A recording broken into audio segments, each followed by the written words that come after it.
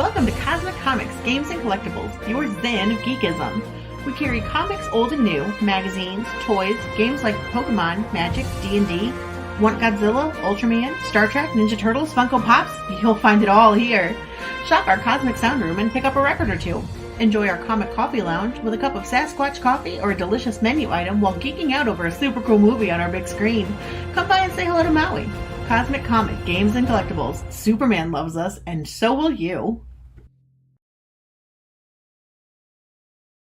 Here, join Nita Lanning and me on the Ragin' to the Vlogs show, where we talk about everything, nothing, and all the bits in between. Looking for hour-long conversations about indie comics, social media marketing, and crowdfunding, with the occasional rant and story time? Head on over to the Ragin' 2 channel on YouTube, Mondays through Fridays at 11 a.m. Eastern to join in the chat. Hit the button.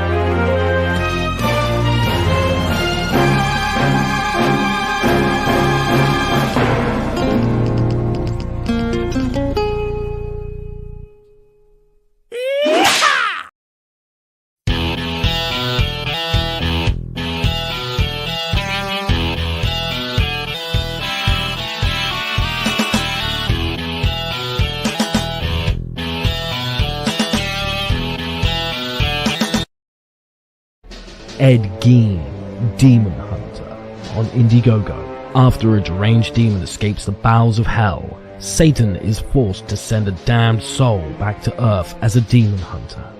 Armed with a sacrificial dagger, Ed returns to his old stomping ground to capture the demon before the universe is destroyed. Ed Gein, Demon Hunter. Issues 1 and 2 available now on Indiegogo. Prepare for the ultimate face-off.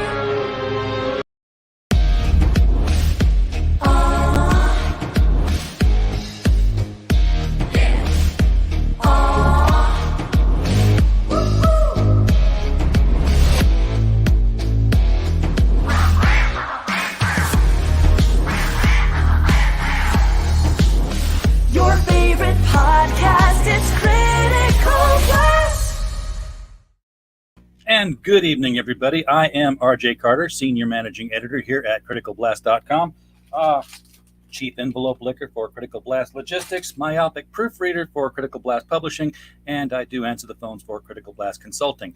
They don't ring a whole lot because I'm too busy licking envelopes and proofreading books. More about that later. In the meantime, we are going to do what we started out doing a long time ago with the I didn't make a logo for Critical Blast Podcasting. Should I do that? Do I dare? How many t-shirts can I make? That's the big question, I suppose. Yeah, we should do that. It started as a website, became a podcast, and it branched into all these other things as all of your projects found needs that needed to be filled. And I was bored. So, here I am serving you, trying to make your podcasts and your campaigns a better thing. Tonight, we are going to look at a Kickstarter that is in pre-launch. This is not the first round for them, so this is not something we're like, okay, pre-launch, first guy. No, these guys know what they're doing. They've been around before. This is continuing adventures. So please welcome to the show with me, Mr. Kris Jerome. Kris, how you doing tonight? Good. Happy to be here. Thanks for having me on. Glad to do it. Wouldn't know what else I would do if I didn't have a guest to have on the show. So it's much nicer having somebody here than just shouting into the microphone, into the ether. I don't know how people do that. I know there are some. It's a skill that I have not acquired. It's always better when you're not stuck talking to yourself. Yeah, I need feedback. So I said this is not your not your first rodeo with crowdfunded comics. What's your history with this? What's your provenance? Well, I think, gosh, what is this? This is our 7th project, I think. Oh, you're a veteran. Yeah, we've done a couple. Patrick and I were co-creators on the series Discordia. Our first comic that we crowdfunded was a graphic novel called Tarnished that was a fantasy standalone graphic novel that we did that was related to some novels that I've written. And then everything else has been in this Discordia horror universe that we've come up with together. And the Rotted Lyre that launches on the 24th is, gosh, I think the 8th comic in that universe that we'll have brought to Kickstarter, because we've done, we doubled up the last time we did a Rotted Lyre comic. We did 2 Discordia comics in one Kickstarter. So this will be the second Rotted Lyre. We did another Discordia spinoff called Apocrypha, and then we've done 4 Discordia Kickstarters, kind of the main title in the universe. So we've done quite a few. We're old pros at this by now, so it's just about finding more new readers. Yeah. So when I hear comic creators talk about a universe, what that tells me is that there's recurring characters in these titles with the possibility of occurring in the other books. Is that the case here with this? Yes. So what the Discordia universe is we've created this entire secondary world for our horror setting. It's set on this continent right now called Odessa, 35 years after a world war has kind of ravaged the continent. Some apocalyptic things have happened. There's been alien invasions, all kinds of bad things have happened. So the different comics take place either in different locations on the continent or in different time periods. So there is some reoccurring characters. There's definitely reoccurring monsters, which in a horror setting, that's what everybody really is rooting for. So you get to see some of the same bad guys pop up. And it's one of those things where we try to make sure each title stands on its own. In the case of the Rotted Lyre, because it's an anthology series, each issue stands on its own. So if you haven't read everything, you can still get enjoyment out of it. Every issue is a good point to jump in. Whereas the main Discordia is kind of the normal comic that, you want to start at the first issue and continue the story. With this one, you can jump in right now. Okay. I love the horror anthology comics. I've been a big fan of those since I was just a wee lad, reading Unexpected and House of Mystery. And I used to even get the Charlton titles like, I forget what it was. I want to say it was The Midnight Philosopher, but I think he was just the host of the series. All these little creepy little stories with twist endings, and most of them are like 6-8 pages long, and they felt so much bigger than that. I want to shout out to the chat here. We have Robert Roberts out here watching. Woody Miller is here. Glad to have both of you here watching. As I end every show, I say we don't have a show without you guys. The Rotted Lyre is an interesting title because a lyre is, an instrument that I normally associate with ancient Greece. Or I think Orpheus had a lyre that he used to enchant people. And at the same time, when I look at the images from the Rotted Lyre, it looks like a zombie Western, at least in this image. But now that I know it's an anthology, I can take other guesses. Yeah, he's so that's Bendelwin, our undead bard, who shows up in the framing narrative for each issue of this. He's not quite a horror host, but he is the reoccurring character. He's not actually carrying a lyre. He has a lute on his back, which I was aware of, Patrick's aware of, but I liked the sound of the Rotted Lyre. Kind of the conceit with this book is that it's supposed to be an in-universe pamphlet that's printed by the Royal Sinoche University. Sinoche is one of the few cities that's actually still normal, in quotes, that's run by humans. And their university there puts out this pamphlet that includes all of the legends, nursery rhymes, folklore from different countries around the continent. So this is like an artifact. Yes, and Bendelwin, the undead bard, is like the primary source that's giving the professors putting this pamphlet together that's where they're getting their information. So that's what we see in the frame narrative, is this string of professors that meet an untimely end because they're slowly driven mad by the information that this undead bard is giving them. So he's kind of our poster boy for the book. I almost think of him like a heavy metal mascot, like you'd see for Iron Maiden, that shows up on every album cover. Right. He'll be on the cover of each book. And yeah, exactly. That's kind of the inspiration for him. So he's got kind of a rocker vibe. It does look kind of Westerny. Patrick and I like to lean into those tropes, but yeah, that's kind of where the name comes from, and our main character that you see in all the marketing for this. Well, now that I know that, it also makes sense that it's homophonic in a way, where it's the rotted lyre, the musical instrument, but you are now hearing tales that these professors going mad from hearing them. They're up against an unreliable narrator. He's a rotten liar, possibly, and they succumb to that. Was that intentional, or am I just now reading something into it that shouldn't be there? No, I that was definitely something that I was kind of leaning towards, because part of the reason that I picked the instrument, the lyre, because I liked the way that it sounded and how it sounded like the other word lyre. So that is a good read on it. The way it flows off the tongue is a lot better than if it was like the rotted lute, which is the instrument that's on his back. Not quite the same vibe. So this is a sample here, a PDF you sent of issue 2. We got 3 pages here. This is already creepy. I mean, this is a hanging tree with a lot of strange fruit hanging off of it here. This one is. And I just saw the tree has a face. Yes, so this one is the Hangman's Oak. The art is by Christine Adams in this one. It's supposed to be like a drinking song that was sung in the Lorventi is the country that this one focuses on, and it gets more and more disturbing as it goes, with the focus of who and what is being hung in the tree. And kind of the vibe is that the tree is bloodthirsty and encouraging the people to hang friends, relatives. It starts with, criminals, and then it slowly gets more and more perverse for what the townsfolk are hanging from the tree. These pages, this is Mother Creature's Well. So this one is a limerick, and this is art with Christian Dabari and colors by Simon Go on this one. So we've got a fun little well dweller. That's kind of the vibe with each one. Sometimes it's a poem, sometimes it's a song, sometimes it's prose, because it's just like a legend or a folktale, or it's like a nursery rhyme.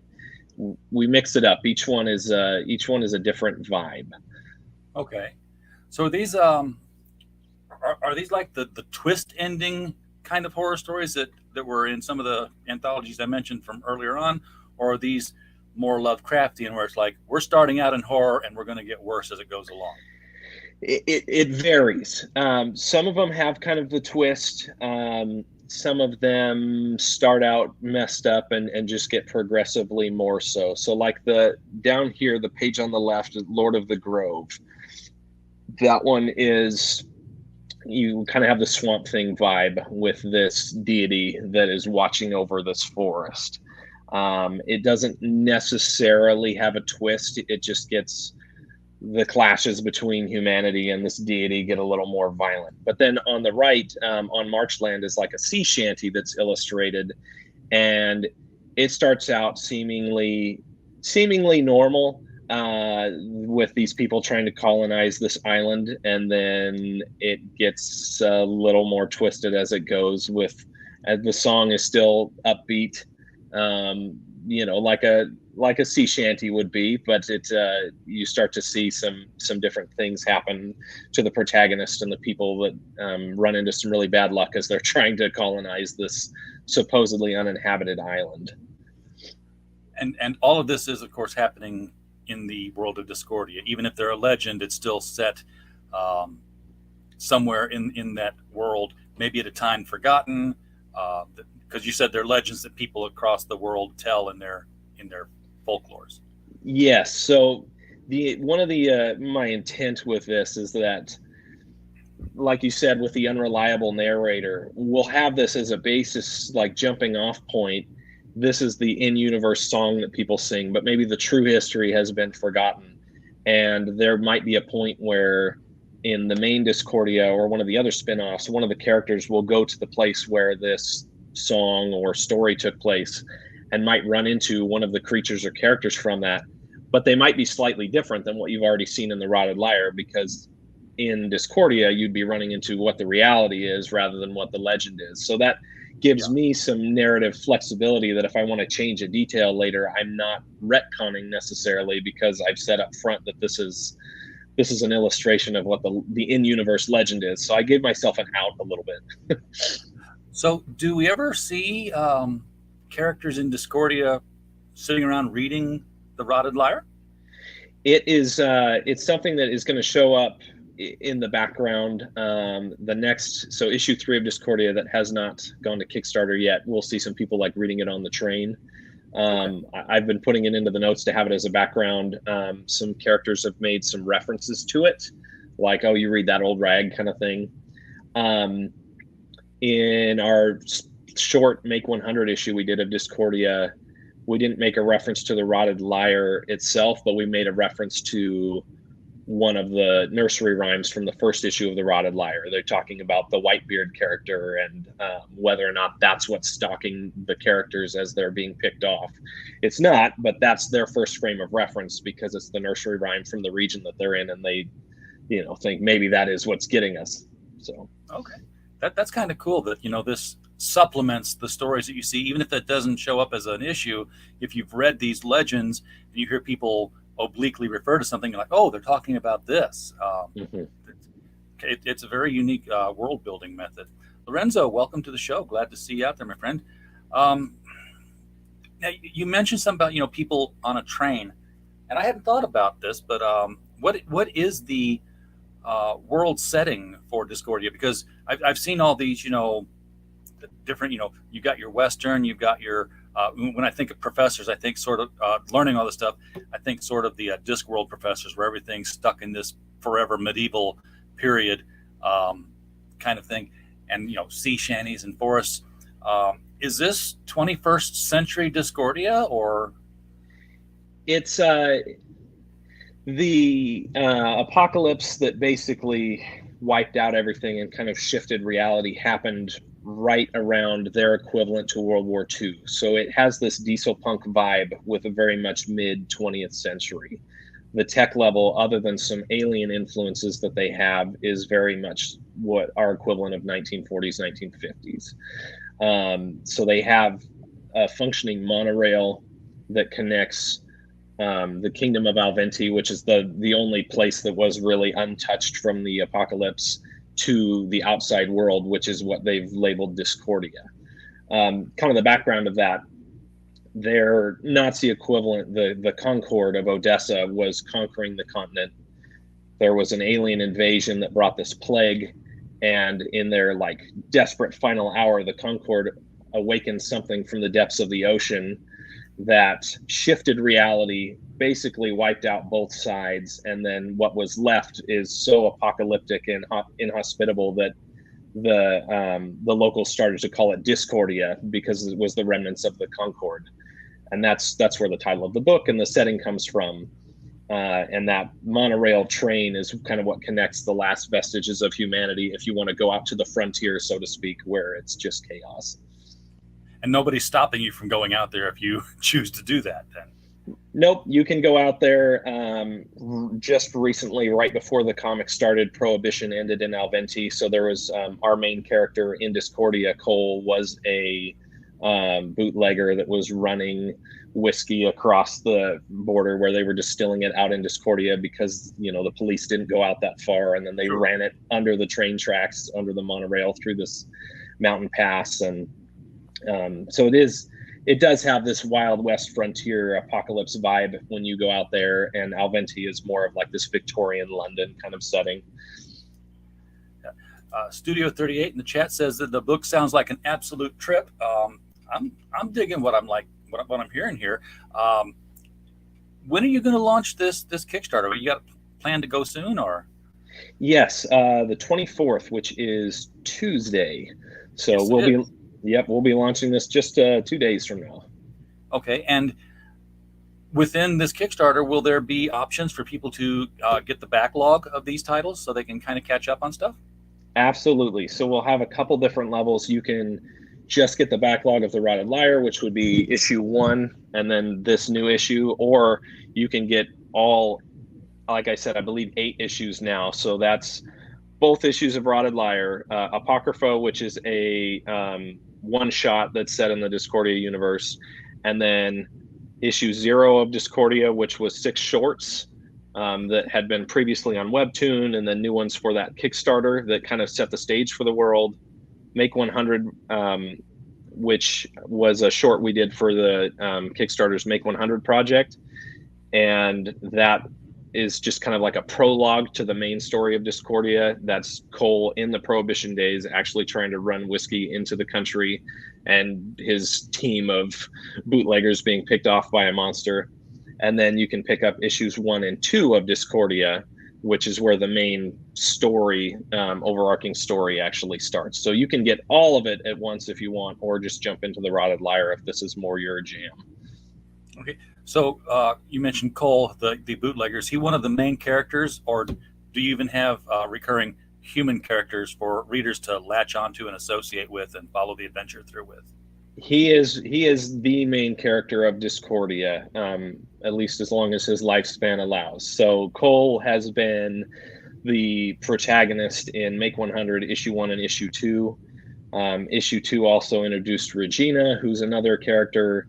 Cole's friend from his bootlegger days, Cross, is a main character. We're slowly seeding in these main characters that you'll follow until some of them meet their inevitable demise. The group will kind of shift.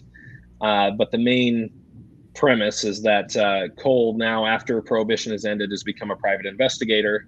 And we really lean into these noir themes. And he gets given this case where he has to find a missing girl who's fled to Discordia because her blood holds the key to developing an immunity to the plague. But of course, the people that hire him are nefarious, and they want to use her so they can weaponize the plague against the remaining human population. So he's not being sent on this quest to be a good guy, but because that's the dark world he lives in, bad people have hired him to do a bad thing. And in the meantime, there are monsters all around, lurking and looking to kill. Are these monsters? Are they what we would think of as cryptids, or we would think of as kaiju? Are they elder gods?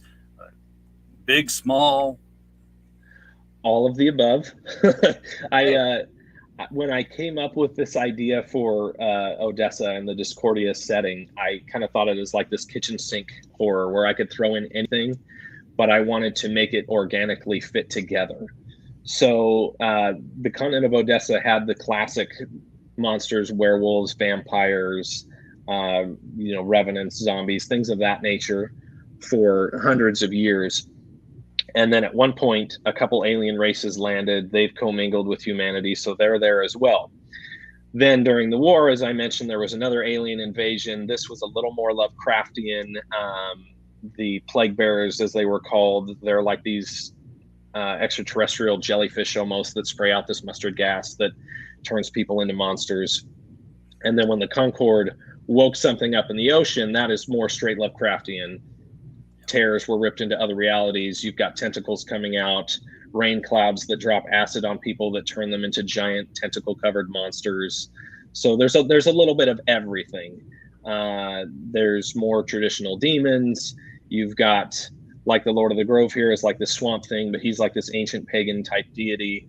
So anything that we can make fit in a way that makes sense, we have. The Scarlet Fraternity that hires Cole to go on this mission is the secret cabal of vampires and werewolves that are kind of pulling the strings behind the monarchy of Alventi. You've still got the Concorde Remnant, which, like I mentioned, are kind of the Nazi-esque guys and their mad science experiments. I was heavily inspired by Mike Mignola and Hellboy, and making a horror universe where you can kind of make anything fit as long as you work at it enough that it's like another puzzle piece. Yes. So anything's in there. Yeah. Well, folks in the chat, if you're listening to this and this is interesting to you, by the way, we have the link to the Kickstarter right below the video. We also have it pinned to the top of the chat. Go over anytime and just click that notify me button so that on Tuesday you'll wake up and say, oh, it's live. Let's throw some money at this.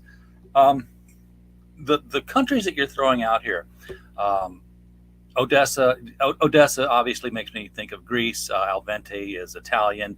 Concord is very, very Britannic.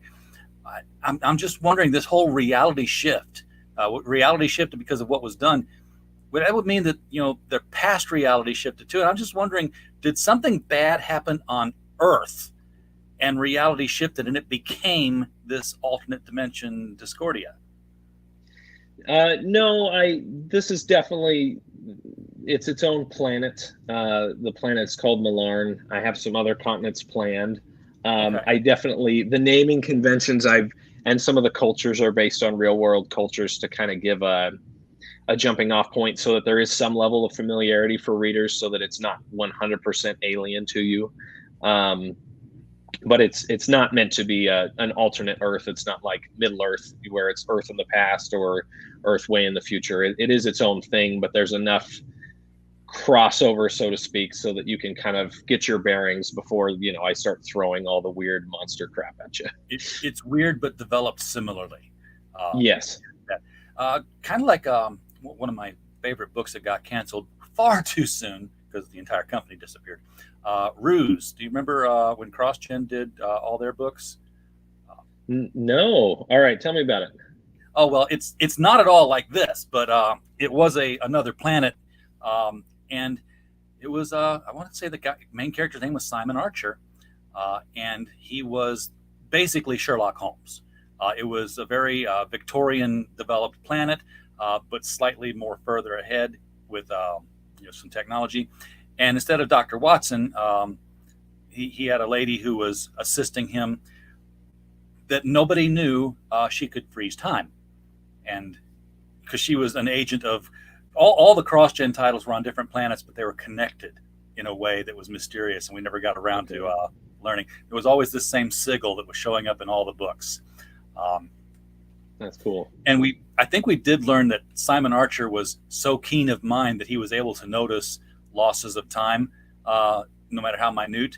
And he figured out that, oh yeah, you can stop time. Why don't you do that again while we're trapped in this thing? And she's like, what? And like, I'm not stupid. And he was just, one of my favorite books that I liked a lot of the cross-gen titles, but I guess the business model just didn't quite work out for them. So that's too bad. I'm a sucker for a shared universe that has like actual solid cohesion. So it was very tightly committed together, and you kept waiting for, when are these things going to collide, because there were clues all over the place, but didn't quite get to it. That's too bad. Payoff wasn't there. So do you have a long-term plan for Discordia, or rather I should say a long-term finite plan? Like, we're following Discordia until this event happens and there's the end of our story? Or is this more like, we can tell so many stories in the world of Discordia, we're just going to keep writing comics until my fingers fall off?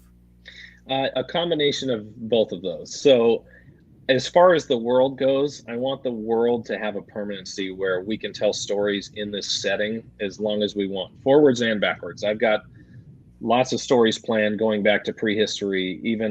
I've even got a script I'm working on for like this Neolithic, these cavemen that are in this gladiator arena, and an alien ship crash lands and they go inside, and it's kind of like a cross between Alien and The Thing, but with cavemen.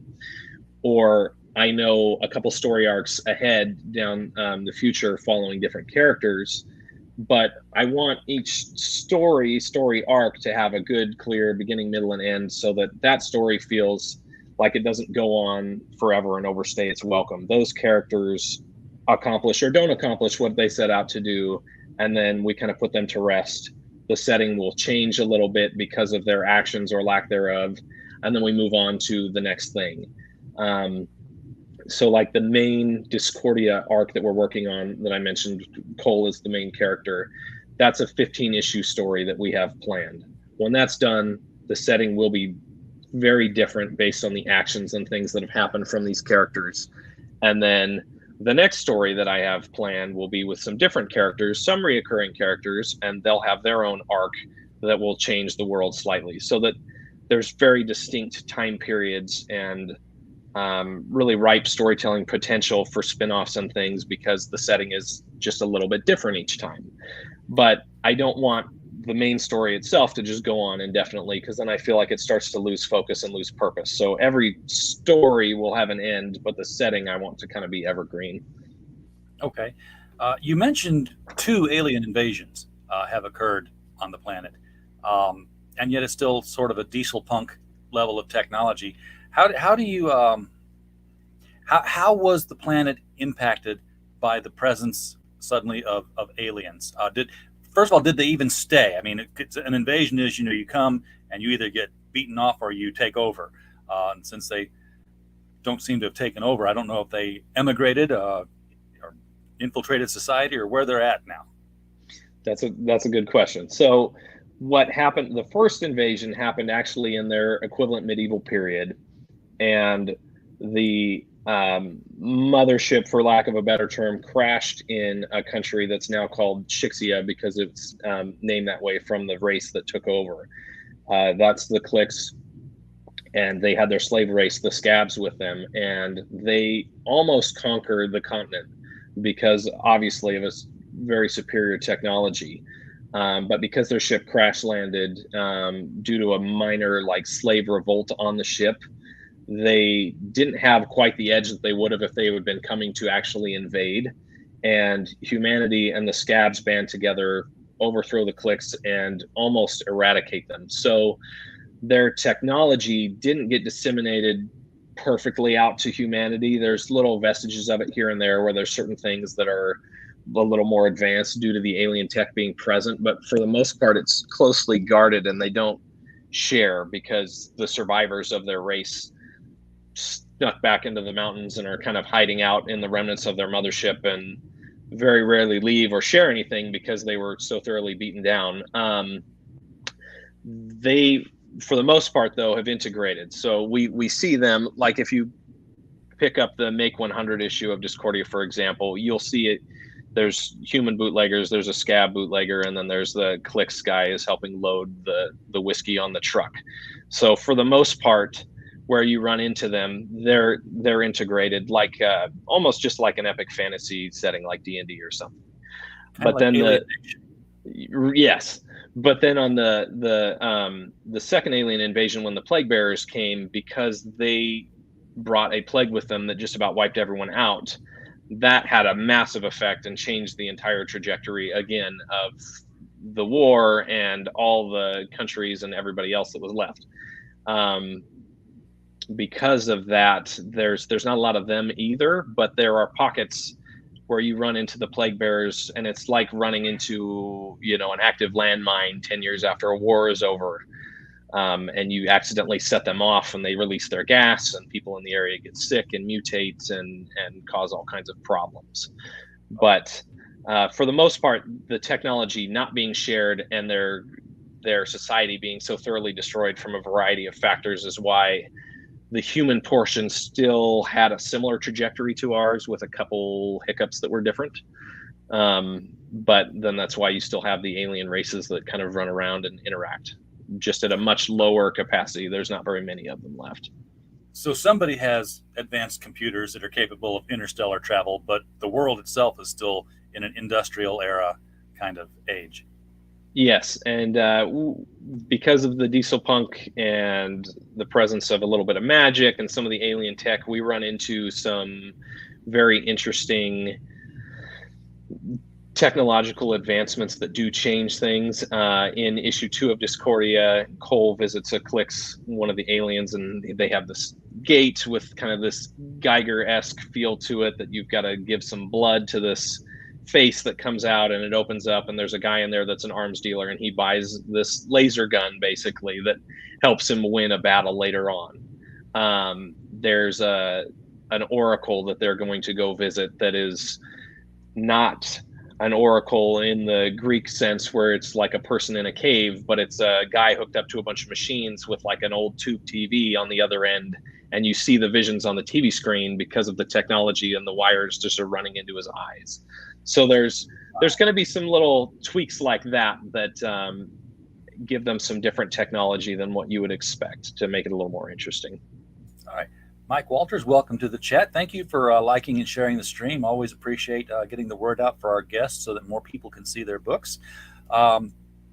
Magic. I heard the word.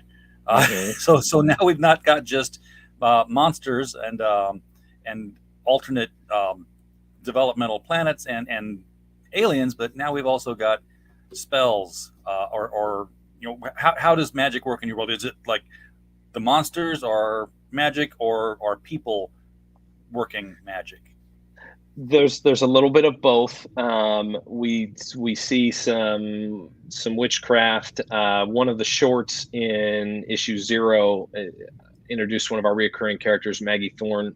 She's a factory worker, and her machine in the factory gets sabotaged, and it rips her arm off, and she gets taken by the other factory workers to the shaman who summons the spirits of people that have died in that factory. And that actually combines with some alien tech, and it replaces her arm with like this robot gun arm that she has. That's pretty cool. So you get a little bit of magic with humanity. It's a lot less frequent, and it's more of like a medicine person, or again, witches, warlocks, those kind of things. It's not accessible enough or set up in a way that we're not going to have protagonists running around throwing fireballs and getting an easy pass through the monsters. Typically but typically when it does happen, it's going to be very rare. It'll have a high cost, and oftentimes is being used against the protagonists instead of by them. But it is there. That is a function of the world as well. Some of the monsters you mentioned were the typical, more smaller scale monsters, werewolves, vampires, and such. Are all of your monsters monstrous? Are they all evil? They all want to kill? Or do you have vampire who just wants to be an accountant and get along? There is going to be a mix with that as well. So we've got one of the things that we try to do is humanize a lot of things. So like the alien races are humanized, of course, even though they're viewed as monstrous by the people.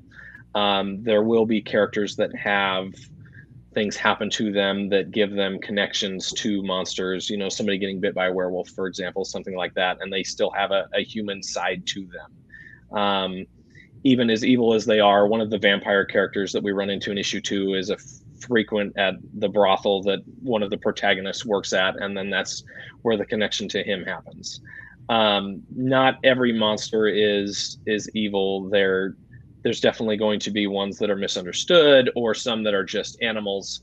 If you read the Apocrypha one-shot, the monster in that definitely kills a lot of people, but that ends with a twist, and that monster's behavior and interactions with humans, when you see the twist at the end, recontextualizes it all, and you can kind of go, oh, maybe this isn't really a monster. The people were the monster kind of a story. So yeah, I see a lot of those. I love the settings where you have all these different character races, aliens and monsters and humans all trying to live. Now I usually see it as aliens and humans, or I see it as monsters and humans, like the sci-fi series Being Human was one of my favorites. A vampire, werewolf, and a ghost all just trying to be nurses at a hospital and sharing an apartment. But I've never seen someone take the alien in sci-fi and the monsters in horror and bring them into the same thing together. That's and I don't know why. Cowboys and aliens seem to open the door up for that. So wait. Do you recall what it was that triggered in you that said, this is what Discordia is, and this is how we're going to write it? Actually, yeah. It's funny. Some of my best ideas come right between like being awake and being asleep. at the time. My son at the time was a toddler, and I remember he was playing in his room, and I was just laying on the floor trying to get a nap in. And it was in that in-between stage where I started to piece together the world almost fully formed. And it had like two main ideas from fiction that I enjoy that kind of came together. The first that I already kind of mentioned was like Hellboy and Mike Mignola. I liked the way that that series dealt with horror and science fiction elements. And one of the things I felt in the beginning that they didn't do enough with is I actually thought that the occult supernatural Nazi villains were a good villain that they kind of did away with too quickly, in my opinion. And I thought about what would a world be like where they persisted a little longer. And then on the flip side of that, it was actually Bloodborne. And I liked the idea of the transition from a world where it's more of the gothic monsters, the vampires, the werewolves, Frankenstein's monsters, something like that. And as you get deeper into the world, you realize that there's a Lovecraftian presence behind the scenes. And the more you learn, the more horrifying the world actually is. And that fusion together in my mind, when I was just hanging out in the room with my kid, I came up with this setting and was like, I'm going to try to fit every horror idea I've had into one world and try to make it work. And how do I piece it together so that it feels cohesive and it doesn't feel like I'm just cramming too many things in, that they actually could organically exist in the setting. And so it was kind of those two inspirations, and how can I force them together in a way that works? And so then I hit Patrick up and I said, we had done Tarnished, the graphic novel, the fantasy graphic novel we had done before. And that was definitely a traditional work for hire thing. That was set in my fantasy setting that I had already published a couple novels about. So I had a set vision for that and some rules, and I just paid him by the page. He was someone that I met because we went to the same college. We still live in Oregon. He's recently moved back to Portland, but I mean, we still see each other in person. Like, we're actually real life friends, which is rare for comic creators, just because of the internet. But when I called him up and said, let's have a beer, I've got this idea. And we sat down and I said, I really want to be co-creators on this. Like, I don't just want to just pay you to draw what I've come up with, but I want you to help me write it, workshop it. Like, I do all the writing. I've done the majority of the world building, but it's all with actual feedback from him. Like, well, what if the creature design is like this? Maybe this should happen to the plot. He gives me feedback on the script, some changes to dialogue, sometimes helps me punch it up. The Maggie Thorne character, that's the short in issue 0 and the back of issue 1, that's all Patrick. He wrote all of that. He came up with the character. He wrote the actual script and everything. So we very much actually make it together as a team. And that was, the genesis of the idea was initially mine, but then, when I reached out to him, we were like, hey, let's make this together. And both being big horror fans, he was like, I'm in. This gives me an opportunity to lean into my art style, which kind of leaned horror anyway, and use all these influences from my favorite films. And it was just, it's been a lot of fun because of that, because I've got a co-creator that's just super into the whole idea, just like I am. Touching back on the aliens one more time here. He said they're crashed, so they're not just integrated, but they're stuck. Or yes. Do they? Or do some people have way back? Because I'm just wondering. I'd love to see something where somebody who's not a modern character, a modern day human being, says, I've been abducted by a UFO and I was taken off and anal probed and I saw the lasers and stuff, because our minds can at least know what lasers are and computers are and such. But I'd love to see somebody from a 1950s or an industrial setting on a UFO. It's like, my neighbor's an alien. He's going back to wherever for a week, and he's asked me to go with him. Holy, what am I looking at here? How does this all work? Is there any of that, or are we all going to just stay on the one planet for a while? At least for now, we're going to stay on the planet. But when I tell the stories that have to do with the aliens landing, there will be some of that because it's the medieval period. Or like I said, the script I'm working on right now, that's basically like these cavemen and the ship crash lands, and they go inside because they don't know what it is.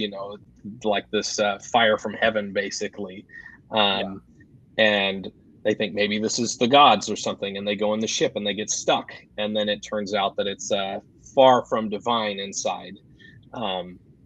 And they get stuck in like this, almost like the plot of Alien, and they're being picked off in the ship, and they have no idea what it is because they're, basically cavemen. So that story will be almost like Tarkovsky's Primal, animated show combined with the original Alien. And so that'll kind of give you a little bit of that, where you have people that have no frame of reference for what this is, stumbling through super advanced alien technology and getting vaporized and eaten by monsters and stuff while they just have clubs and spears.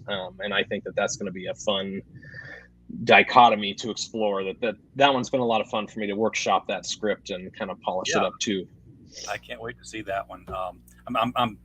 I'm in mind of Kubrick's 2001, where the big alien monolith shows up, and not even Neanderthals, because we're still apes and stuff, are just kind of beating around it with sticks.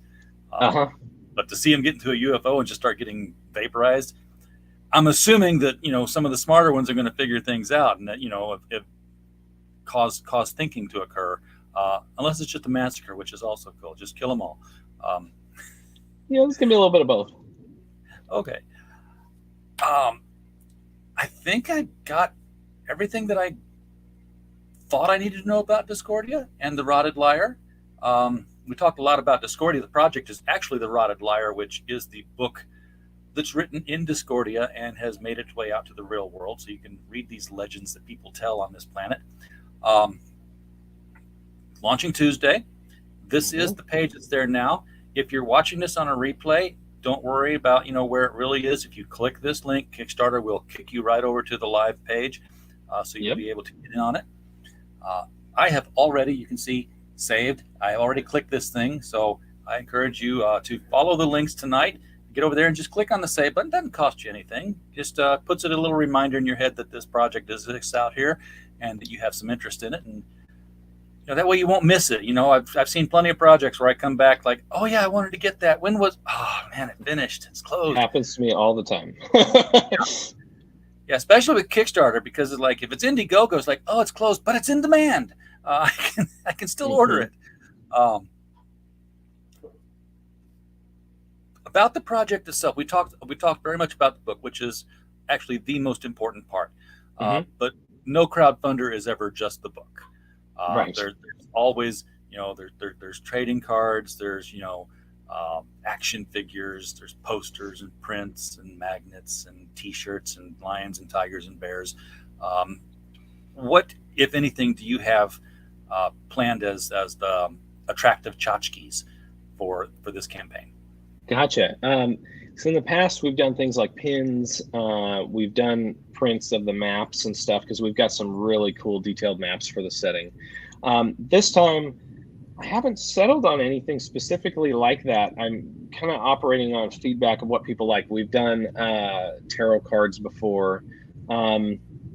So kind of as the campaign goes, I'll kind of see what people want us to add in or throw in, because we've got a lower funding goal. We're going for 3,000, which we've done well over 7 before, so we should hit that pretty quickly. And then add some stretch goals in. We've had stickers, we've got all kinds of stuff. As far as what current reward tiers there are that are not just the comic, there's a level you can back to get a couple original art pages from Patrick that are from the interiors of that frame narrative. And a cool one that we did on the last Rotted Lyre campaign that's coming back is you get an invite to our World Anvil. For people that don't know what World Anvil is, it's this world building platform. It's a lot more sophisticated than a wiki. It has interactive maps where you can actually click on them, and it'll take you to the articles about what comic happened here. So I have like a timeline on there, the maps with little pins that show where each issue has taken place on the continent, so that you can kind of follow the characters around. And this is our kind of knowledge base repository where I keep my notes, so that when creators have questions and artists want to know, hey, what's going on here? What does this look like? I can send them this link and say, take a look at this. And it's a private thing that we don't share. except for with the Rotted Lyre campaigns, because it's very much the world building campaign. It's a writer's Bible. Yeah, so it gives fans access to that. So that's something that's going to be available in this campaign at one of the higher tiers that you can jump in. Oh, that's if you're now it is a wiki of the kind where you can make notes on it and say communicate to each other on there, or is that all done outside and this is just you're in read-only mode when you go in? So the way that this is set up, it's read-only mode because because we use it inter-creator. So I don't want to have necessarily outside stuff show up, just because this is our, like you said, kind of our creator Bible, so to speak. So when you get the link to this as a fan that's backed on the Kickstarter, you have read-only access, just because you can kind of see behind the curtain a little bit, but I don't want you pulling the levers. Yes. We've got one more like upper tier. We're talking about expanding this issue a little bit, having some standalone art and some more information about the setting. And so one of the upper tiers is you get to help come up with a legend for this country with me and kind of help give me the genesis of an idea, and then I'll work it out. I've had a lot of fun with those in the past. The last couple Kickstarters, we've done ones where you get to make a character. So you pick what archetype, like I gave the backers a couple options. Do you want to be a werewolf, a bootlegger, a soldier, etc.? Patrick would do like a quick sketch of them. I would write up a couple paragraph biography about that person. And then they're basically like a canon character in the history of the world. And they got a frame with their picture in the biography. So I like doing rewards where fans can actually interact with the setting and help influence it. We've had people drawn in the past, so we try to mix it up each campaign so there's something slightly different, so that people will want to come back and maybe keep doing the interactive backer tiers. An interactive role in the story is so much more fun than just, look, that's me in the crowd. For sure. And while I've never backed something that was at the level of, hey, draw me into your comic, somebody is drawing me into their comic as a character now. It's a kind of a trip for me, because I did the whole 360 get my head in every position possible kind of shot thing. And I'll be an active character in the ongoing series. It's gonna be kind of fun, but I still have the trepidation where, like, how do I take this comic book into work and say, look, that's me? And they'll just be like, kind of looks like you, but it's a comic book drawing, so it's just a bald guy with a beard. Come on, it's what makes you think it's you? Do you have anything in the last, like in the credits of the page somewhere that says, and on page such and such, we have drawn in backer number 527, Joe Blow? That's an interesting idea that I didn't think of. So what we've done in the past, the people that have been drawn in have usually known, and we've said, hey, this is the page you're on. Like I knew one in real life. He was really excited. Some are some people we met through the podcast community. Back when we did issue 0 of Discordia, we based an entire short around a backer. So that backer knew, this is you for these 2 pages. The and backers it was actually, always know. Right. And it was actually really cool for him, though, because he got his local shop to back at the retailer level.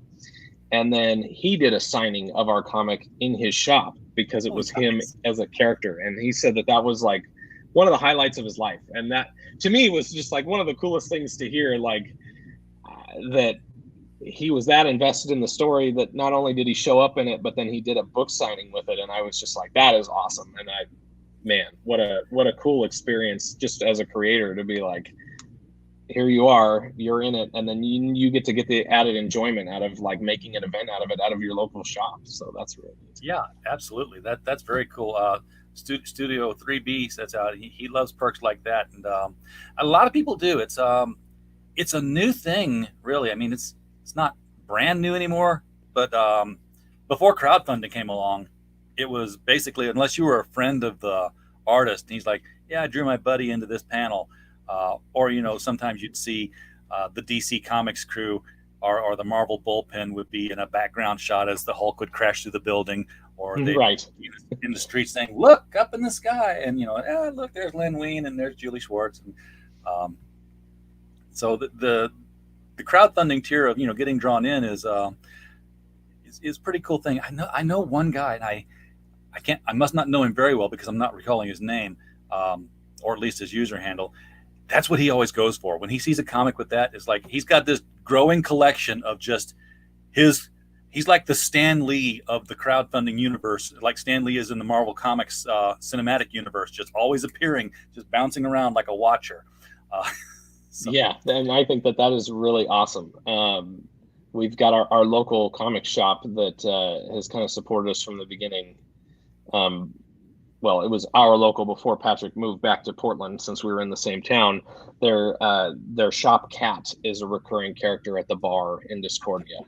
And we had to make sure he survived the shootout that happened there in the last issue, because I don't want to kill the cat off and make the... and that makes a great scene too, is like, you just have the shootout and then you just pull out from the building. It's like windows lighting up and then silence and then smoke and then the cat just walking out alone. Like, yeah, he actually, so in the first draft of the script, the cat was just there. And, I made sure to put in there, make sure cat survives, they shoot around him, whatever. But then on the second draft, I'm like, yeah, no, let's really punch this up. So the cat hisses, scares the people that are in there. They try to shoot the cat. And then that's what makes one of the characters whose cat it is fire the first shot, because he's like, not my cat. And he jumps in and saves his cat. So the comic shop cat actually helped start the climax of issue 2. Very cool. So you do have retailer perks and tiers then on your campaigns? Yes. Yeah. We try to, this earbud does not want to cooperate tonight. We try to do that every time. You get 10 issues at a discount. If there's a variant cover like there is in this case, you get 5 of each. And then that way you can stock the shelf and get it a little cheaper than everybody else. It just like anybody else, it's one of those things where if it's not clearly like a comic shop Kickstarter account, I just want you to message me something saying, yes, we are a retailer. I'm not just trying to get these at a bulk discount when I'm just a normal person. Yeah, I love seeing crowdfunded books show up on retailer shelves. I was just visiting a shop in Belleville, Illinois, my old LCS. And because I'm doing the distribution for the logistics company and shipping out people's crowdfunds, I had all these extras. I'm like, okay, here are the retailer tiers on these. Which ones do you want, Dave? And I was very happy to know that he picked out several titles. And I was like, okay, before I leave, can you do me one favor? It's like, what? Can you put them on the shelf with the new comics just long enough for me to take a picture? I know you haven't priced them yet, and that just to get that picture out there, it's like, look, said we were going to do it. There they are. We did it. We have gotten these extra crowdfunded books on retailer shelves. Now I just got to send the catalog out to the other 2,000 stores and see if I can't replicate that. Yep, that was a highlight for me of my my comic career so far, was when I went back into Matt's, our local comic shop, and went to the new release area, and they had a little display with all the Discordia issues that they had backed, and it said, like local comic above it, and I got a picture of myself in front of my comics on the wall next to Batman and everything else, and I was just like, this is pretty cool feeling, and I don't know if I'm going to replicate this anytime soon. It's a wonderful thing, go in the comic shop and see your work, or log into Amazon, like, yeah, look, I'm one of those people. I remember when my second book had come out, and I was working at a new job, and nobody really knew who I was, and I had the books with me because I was going to read them again and take notes for the third book. Like, what are those? I'm like, oh, these are the last books I just did. Like, you wrote books? I'm like, yeah. Like, why are you working here? I was like, because if you write books, you're Stephen King. That's right. What I've learned in the non-book writing world. You're making J.K. Rowling checks every week, and you don't have to do anything. It's like, yeah, I just like the lunch counter. Really, is why I come in at the time. But Yep. It was funny to get people's reactions when they find out that you're a writer and you're not a billionaire. Yep. I had them on my shelf behind me at work for a while, my novels that I had written, and it was similar. I work at a car dealership, and people would be like, oh, what are you doing selling cars when you write these books and stuff? And I'm like, oh, I like to eat. Yeah, exactly. I could only afford to publish these books because I have a job. So exactly. Yeah. All right. Kris, it's been a pleasure talking about the world that you created with you tonight. Thank you so much for bringing it to us. Hope that we will get to see you again. I mean, Kickstarter's just getting ready to kick off, so maybe sometime in the next 30 days, as it gets closer to time, we can jump back in and talk about the expanded tiers and see what's been going on and talk about the success it's having. Maybe try to get some of our listeners to bump it up a little bit more while it's there. I'd love to do that. Hit us up. We will definitely do it. Awesome. Folks in the chat, thank you again so much for popping in tonight and listening to us go on. We don't have a show if you're not here to watch it, so we always appreciate you being here. And as always, while you were here, we just hope you had a blast. Good night. Awesome. Thank you.